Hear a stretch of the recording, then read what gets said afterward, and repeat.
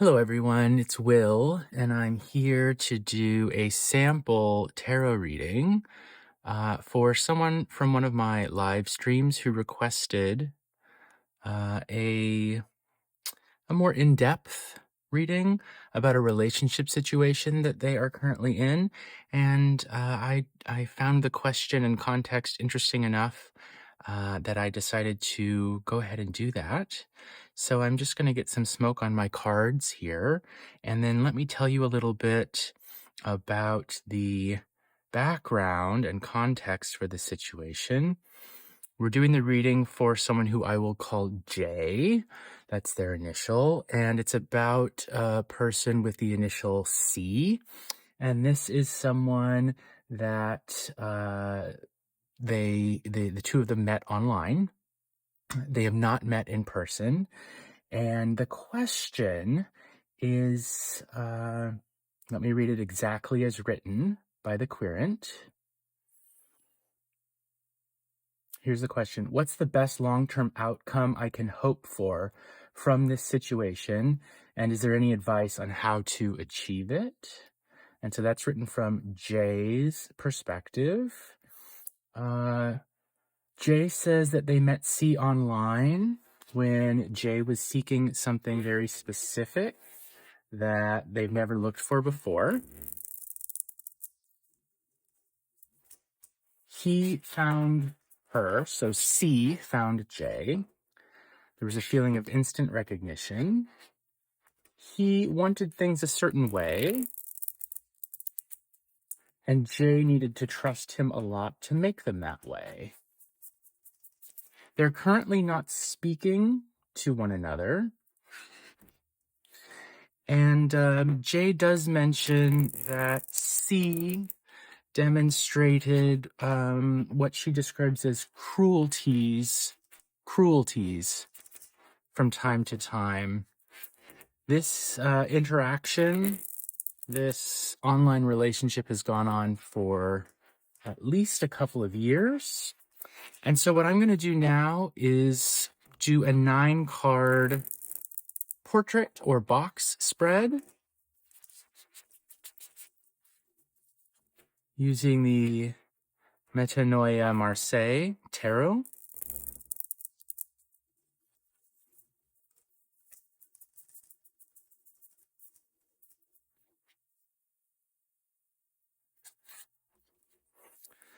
And this spread is going to tell us what is the best possible outcome and if there is anything Jay can do to achieve that outcome.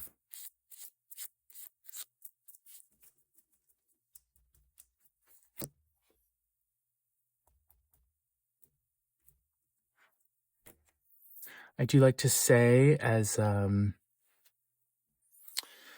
I'm doing any reading, that obviously this is not replacing professional help. It is for entertainment purposes only. You should make your own good, smart, sound decisions. I'm not here to tell you what to do. All right. I don't read reversals.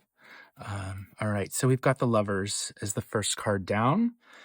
Not surprising. Now, this is a Marseille deck. I'm reading the Tarot de Marseille. This is not a Rider-Waite-Smith deck. The Lovers card is quite different between those two traditions or systems. The Lovers card is about ambivalence, right? We have a lover in the middle here. You can see I'm choosing between two options and Cupid up here. So ambivalence, hesitation, uncertainty. 10 batons. Let me just check that everything's sort of in the frame. Okay, it's a little high. All right. I'll do my best to fit these cards in the frame, but they're a little big. So 10 batons down. This is an overwhelming amount of pressure or effort. The Sun, friendship. So immediately I'm seeing from 3 figures with an incredible amount of pressure or effort going down to 2, but this card is usually meant to indicate more of a friendship than necessarily an amorous, romantic kind of relationship, although certainly those two can overlap a great deal in human relationships. I also notice the way Cupid turns into a sun. Okay, let's keep looking.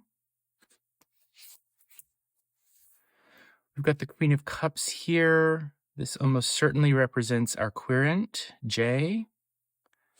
Queen of Cups. She's here ready to offer of herself. I do notice she's looking slightly backward, slightly to the past, which may come into the reading. 8 coins. This is about giving, uniformity, organization. This can be a like-minded community of people. This may even represent, I know that the two of them, J and C, met online. This could be an online community.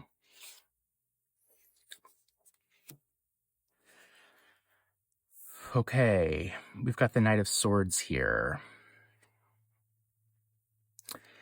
which I would read as representing C, the guy in this situation.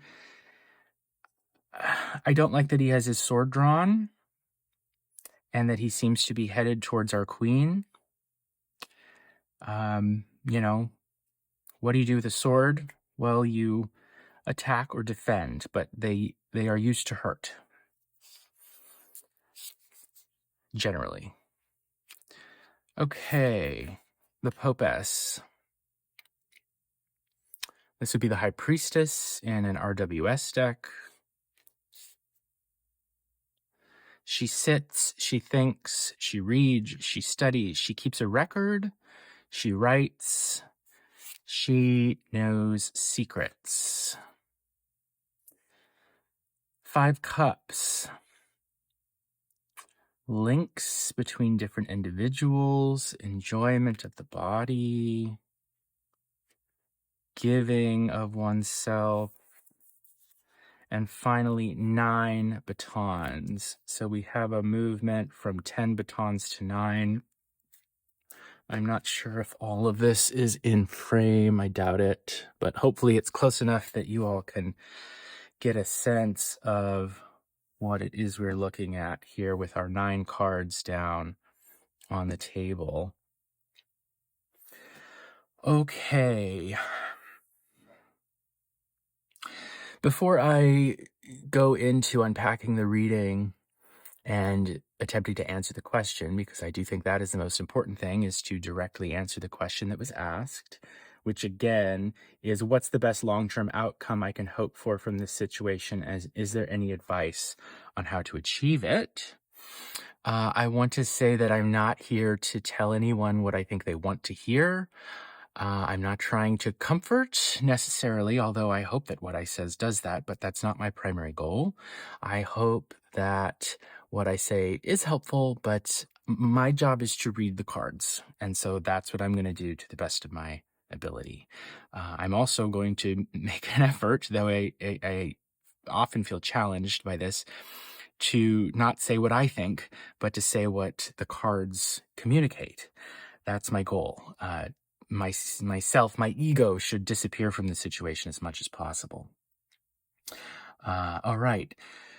So I preface that because I think I might be about to deliver some news that I suspect the querent doesn't really want to hear, right? And I'm still learning myself how to deliver that news without upsetting people, because that's not something I want to do ever, of course. All right, so I think that this person could be harmful. And I think that the best possible outcome to the situation could be that the two of you do not end up in a relationship together. I think there might be a sense of um, imagining or projecting the possibility that this could end up in a relationship of mutual satisfaction, but that in actuality, this person is potentially kind of reckless with their actions and words, and that you can get hurt from that. And that rather than having all of this effort that you're putting in so that two of you can be together, notice the two batons here, um, it might, the best possible outcome, it seems, may be a situation in which you're alone, enjoying your own company, and there's an interruption to the effort you've been putting into this relationship, so that it goes down by 1 degree instead of 2 batons in the middle there, which in some traditions represent loyalty, right? 2 standing together to overcome all odds.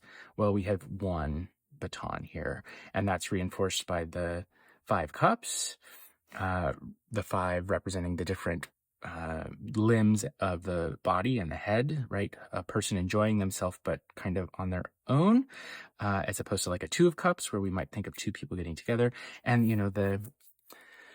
the high priest sitting underneath the Queen of Cups.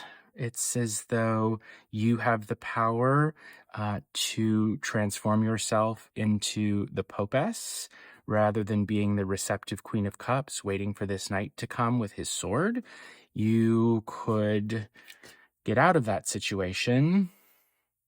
And, a Popess is not usually someone who is paired up in a relationship. It's not impossible to imagine that, certainly, but the Popess doesn't need a relationship, a partner, a lover. Although if it were convenient to her, I imagine she could be persuaded if she got something out of it, right? But so that's my initial answering of the question, which is that the best possible outcome, I think, would be, rather than imagining situations where you and C end up in a mutual friendship or relationship under the sun, I think what you're up against is someone who could be potentially harmful to you. And the best possible outcome might be for you to find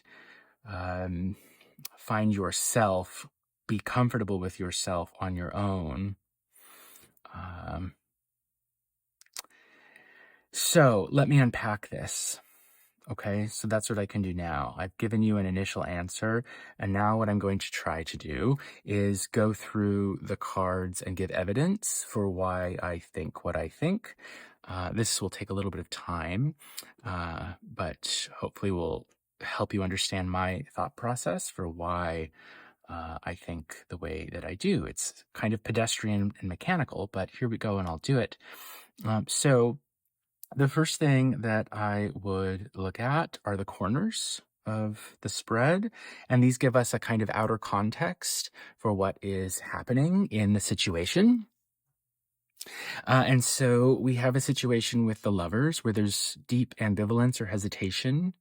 It's maybe feeling like you don't have control, right? Right. Cupid is shooting their arrow and you don't have any control over the feelings that you have for this person. And I'm reading this all, by the way, from your perspective because of the way that the question was phrased. It was phrased with you at the center of it. So we're looking at this from your perspective, from Jay's perspective.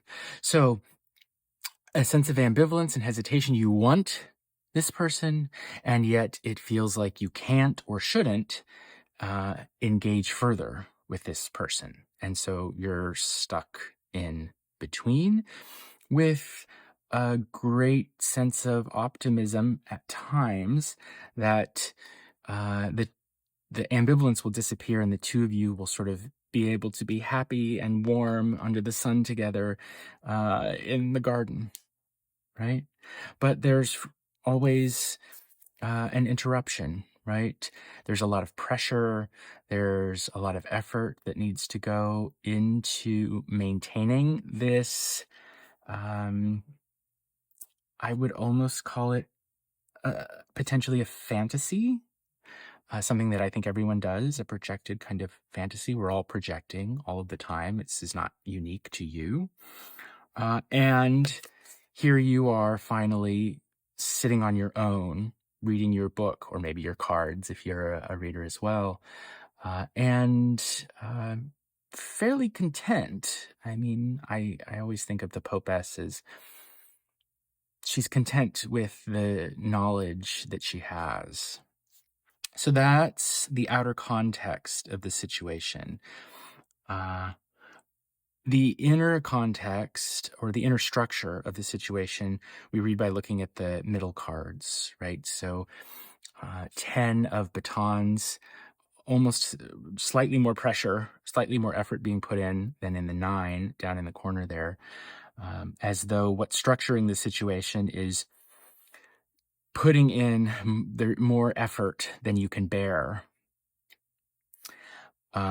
to be giving and open and emotionally available and empathetic, and caring and communicating. These are all qualities of the Queen of Cups, and you couldn't be doing more than you currently are, or than you have in the past done, to embody those kind of qualities that the Queen of Cups has.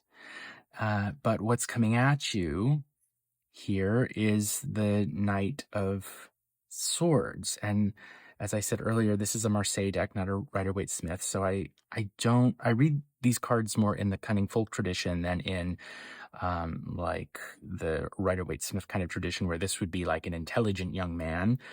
I think of this sword in terms of what its function is, right? And so the function of a sword is to kill, to hurt, or to defend and protect in some instances.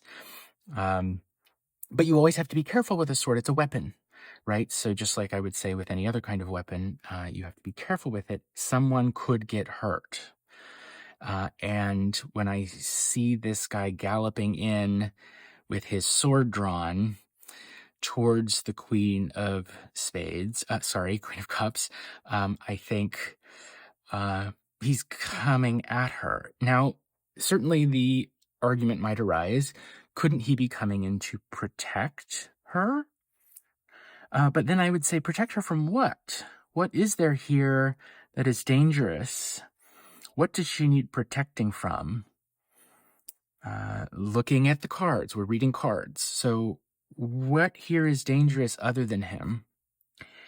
And the only other cards that, it's not even dangerous really, but like the 10 of batons and the 9 of batons suggest a point of like burning out, of putting in so much effort, there being too much pressure.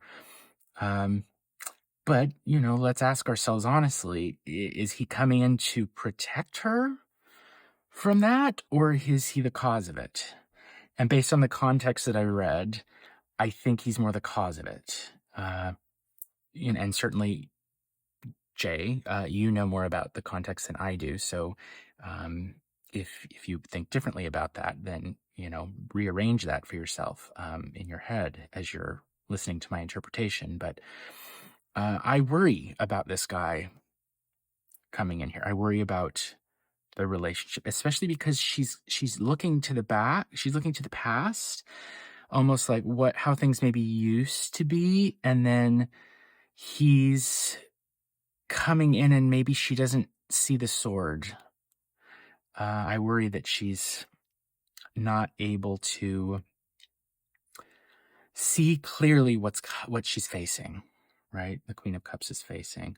Okay, and then the final card down here that's structuring the situation is the 5 of Cups, which would be enjoying one's, having a good time, really.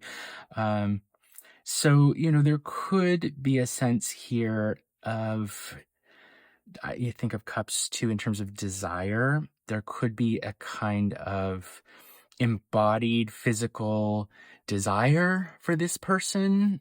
I'm thinking here on the Queen of Cups part, desiring the knight, and that is why she's willing to put in twice as much effort as the pleasure she's getting out of it, right? 10 batons, that's how much work she's putting in. What she's getting out of it, she's getting 5 cups. So she's putting in double work for what she's getting back. Right, if we said 10 cups down here, we might say, well, all the effort is worth the payoff. But since we've got a 2-to-1 ratio, it's like every second time you do something for him, you don't get anything out of it, right? Or maybe you even get the sword instead of the cup, which, right, I can't tell you what to do. I'm not here to tell you what to do, but I would ask the question, is it worth it? Is it worth it? All right, let me take a sip of coffee here. So the next thing I'll do to read these cards is to look at the rows and the columns. And so the top row, this is what the querent is imagining, thinking, projecting, what's in their head, right? And so we've already sort of read these cards, so I'll go over them quickly. Hesitation about all the pressure and effort that's being put into the relationship, in the hope that the hesitation will disappear and we'll end up with 2 lovely people joined together in mutual respect. But again, this is what's imagined. This is what is happening in the querent's head, not what is happening necessarily in reality, although I suppose sometimes they can kind of match up. What is happening in reality, what is the querent is facing, that's the middle row. And here we could bring in these 8 coins.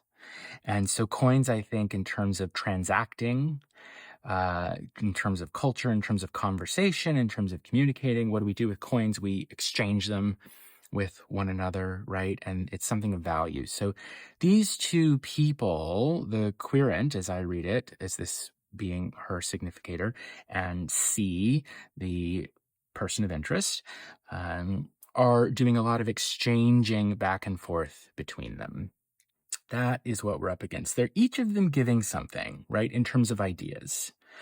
But then I would look at the function of the suits represented by each of the significators and say, well, what is sort of underneath or structuring or beyond the exchange of valuable insights, words, communication? And so the querent, the Queen of Cups, what structures her exchange is deep feeling, emotion.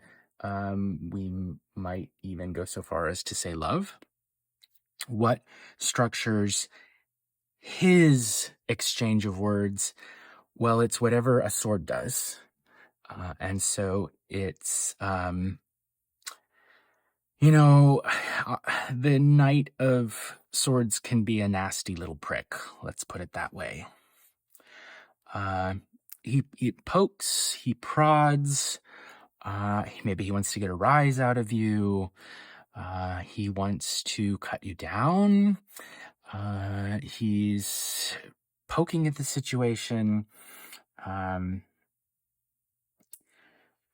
So, I think you get the idea. What motivates the exchange between the 2 of them would be represented in my reading by the function of the object associated with their suit.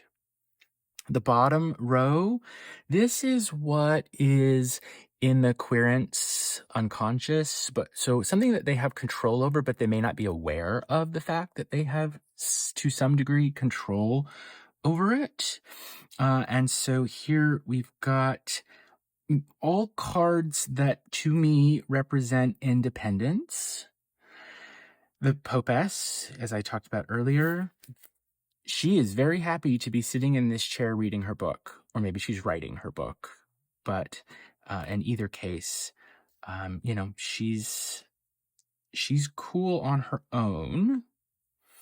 5 cups can represent, on the one hand, if we think of each cup as being a person, links with individuals, right? Like friendships with a variety of different people, as opposed to like a one-on-one kind of situation, relationship that we would see like maybe with the sun, but also the body, as I said. So, enjoying one's own company might be a way of putting it. And then the Nine of Batons. And here I do, with this card, often I flash onto the Rider-Waite-Smith image, of the wounded person standing there with the bandage over their head, and they're exhausted, and they sort of like need to prioritize what's important. They can't keep going on as things were before. And that image very much comes to mind in this particular reading. And so an interruption from how things have been going, so that, if you're already at 10, you can't keep going at 10. At the very least, you've got to bring it down to 9. That's maybe one way that I would phrase it. At the very least, bring it down to 9. And so that's what you have control over, although you may not know it, Jay, right? The ability to dial it down and be comfortable in your own company, with your own thoughts, with your own body, with your own pleasures and well-being, without another person who potentially is doing more harm than good, potentially. We could look at the columns now to establish causality. I'm just seeing how long the video's gone on, so I should probably hurry and wrap it up here pretty quick. But so, past, present, and future read from left to right. And so we could think in the past, this sense of ambivalence and feeling out of control. But here then we get both cards that I've been reading as representing different versions of our querent, the Queen of Cups and the Popess. And I mean, just look at the images, right? It's like in one, she's holding the cup out to be open and giving and, drink from this. And on the other, she's got the book. But, they're facing the same direction. They're both seated, although maybe she has a more comfortable chair here, and certainly a much cooler headdress or crown. And so it's like the querent J is stuck ambivalently, hesitatingly between two states of being open to, presumably, C, or of being on her own, right? And being stuck in between the two of them, and sort of maybe Cupid shooting his arrow and making it seem as though she has no choice but to go forward and pursue this man. In the present moment, we've got all pip cards here. And so it's almost like in the present moment, the actors, the agents in the situation, are not totally present. We've got a whole lot of effort and a whole lot of pressure turning into a lot of communication back and forth, potentially, as I said before, in some sort of online community that keeps coming to mind, with the coins together, but an exchange of ideas, information, communication. And at the moment, the string of cards reading from top to bottom in the center ends with the 5 of Cups, as though there could be a sense, now I'm flashing on the RWS version of the card, which is always there in the background because it's the first system that I learned. Which of course is a sense of loss, right? And so another way of reading these, which I haven't opened in this reading today, is, a sense of loss, grief, feeling like something has been lost. And I'm connecting that too with the context that Jay sent me. So in future, what can we expect is coming? And maybe this will help to get at the second part of Jay's question about what is the best way to achieve the best possible outcome. And I think it's to recognize the difference in the future, or the near future, one would hope, to recognize the difference between this projection that the two of you will be happy under the sun together and the reality that he's writing in with his sword drawn. Swords aren't automatically bad, but again, consider the context of what we know about the situation. If it's here to protect from what, right? And well, we already covered that. And where does this end? It ends with a slight decrease of pressure from 10 to 9, right? And an interruption to the way things have been going. So if a pattern has been established, a uniform, organized pattern of, let's say, exchange or communication between these two parties, what needs to come in the future is an interruption, a break from that pattern. So as I said at the start, you, Jay, and all of you need to make your own good decisions. I'm not here to tell you what to do. But one suggestion might be like, take a break. At a minimum, take a break from this person. I wouldn't, if you think that's a bad idea, then you need to make your own decision for yourself. But that's the first thing that comes to mind. Okay, the last thing I'll do, and then I'm going to end this because this has been going on for a while, is we can read the diagonal lines across. And so the way I would do that is I would start over here and jump from the third card down here, modified by this card. So the diagonal lines establish like things that are currently emerging in the situation that could be coming into being, although they're emergent. So it's also possible that they won't, right? And so one would be a movement from the sun, these two people supposedly happy together under the sun, into a person all on her own. Right. So I would read this as Jay coming to the realization that the ideas she had about C are not real or accurate, not all of them anyways, and her deciding that she is better off reading her book in her chair on her own, right? The other possibility, like on the other hand, is the hesitation leads to a break, an interruption, but this guy's still in the picture, right? This guy's still in the picture. So those would be the two possible sort of crossing lines that I can imagine emerging. Here is one, Jay deciding I'm better off on my own. And two, Jay deciding to replace her ambivalence or hesitation with the decision to take a break, to interrupt the current pattern as it's been unfolding, stand back from it, prioritize something else besides this guy, but he's still here. He would still be here, not like in the background now instead of in the foreground, but not absent from the situation.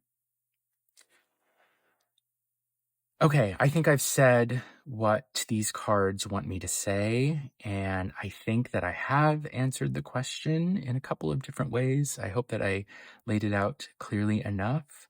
I hope that for Jay, that this gives you some sense of what you can best do coming up in the future. It gives you some options. You should make your own good, sound judgments. And for anyone else watching this video, I hope that it gives you a sense of how I read. And if you're a reader, maybe you can borrow some of the things I did here. Let me know in the comments. I'd love to hear. And if you enjoyed this, please consider liking and subscribing. Thank you so much, everybody. Have a great day, and I'll see you next time.